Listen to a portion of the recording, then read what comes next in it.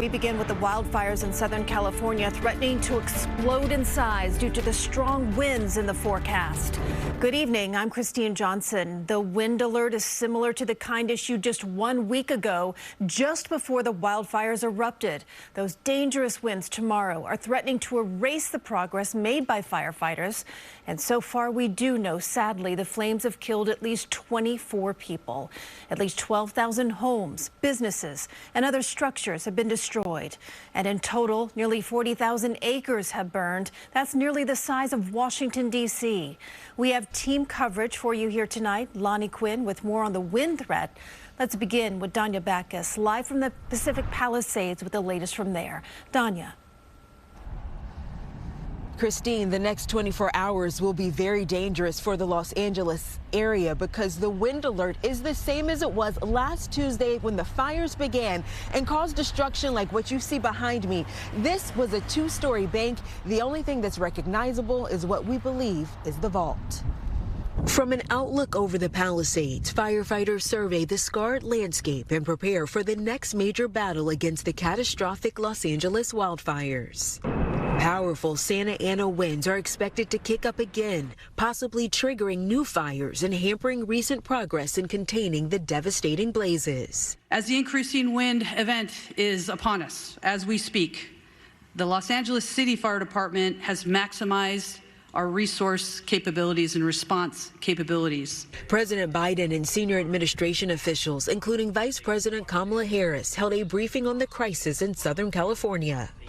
We have no higher priority than the safety of you folks in Los Angeles.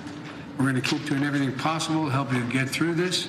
More than 15,000 firefighters are now in place, compared to fewer than 1,500 when the fire started.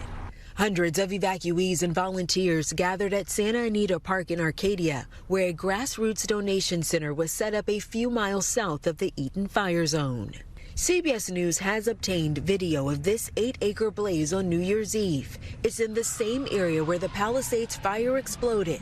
Firefighters noted the connection. The foot of the fire started real close to where the last fire was on New Year's Eve. Officials said they have not ruled out whether embers from that fire reignited. And more than 80 planes and helicopters are being used to fight these fires. But if the winds pick up tonight to at least 30 miles per hour, they will be grounded, which will really hinder the firefight. Reporting from Los Angeles, I'm Danya Bacchus. Christine, back to you. Certainly will, Danya, and we certainly can't afford that. Thank you for that update. Let's go to Lonnie Quinn now, who's tracking that wind threat for us from the virtual weather center. Lonnie, this doesn't look good. No, it doesn't. And over the weekend, KJ, firefighters were actually able to make some headway because the winds had backed off a bit. But look what's going on now. They're kicking in. They're going to get stronger still. Right now, the biggest wind gust I can find anywhere, Santa Clarita with a 41-mile-per-hour gust. Well, as you go through the overnight hours, all right, the atmosphere cools off a bit, so those winds are going to back down a little bit, all right? But watch this. As you get into the afternoon tomorrow, they're even stronger. Santa Clarita, 40 to 50-mile-per-hour gusts. And it's not just tomorrow. It's going to stay in place as you go into Wednesday. Wednesday could have some 60-mile-per-hour gusts out there. When you look at the outlook for how hard it's going to be for these firefighters fighting the fires with the winds, it's been hard today.